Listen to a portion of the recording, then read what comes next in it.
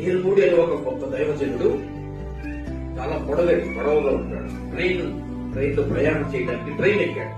Train ఎక్కితే ఆ train లో ఏ బోగిలోనైతే ఏదో కూర్చోవాలనుకుంటున్నాడో అదే బోగి దగ్గర కొంతమంది పాసింజర్లు ఉన్నారు. వాళ్ళు ప్యాకెట్ ఆడుతున్నారు. ఏం చేస్తున్నారు?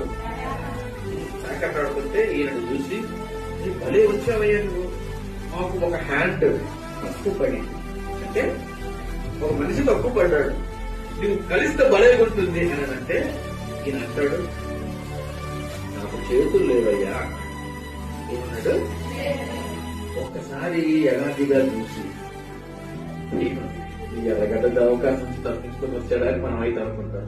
అక్కడ ఆ దేశంలో కనుక వాళ్ళు ఏమనుకున్నారు, మాట అన్నారు ఏమంటే, ఏమిటయ్యా నీకు ఎంత పెద్ద పెద్ద చేతులు పెట్టుకుని చేతులు లేవంటావేమిటయ్యా అని అంటే, అవును కానీ ఈ చేతులు ఏసయ్య చేతులు, ఈ చేతులు నావి కావు.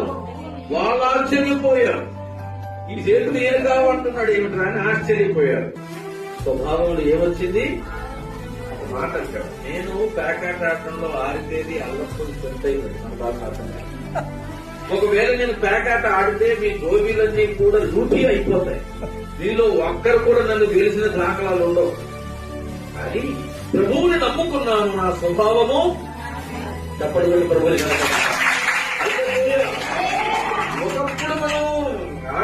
ఒకప్పుడు మనకి మించిన లేరు. కానీ యేసు ప్రభుని నమ్ముకున్న తర్వాత అదంతా ఏమైంది అంటే పోయింది. స్వభావం ఏమైంది? మారిపోయింది. నూతన సంవత్సరంలో ఈ మాటలు గుర్తు పెట్టుకోవాలి. మనం ఎలా ఉండాలి నూతన సంవత్సరంలో? ఒక్కటి నూతన స్వభావం, ముందు నుంచి నూతన అనుభవం కలిగి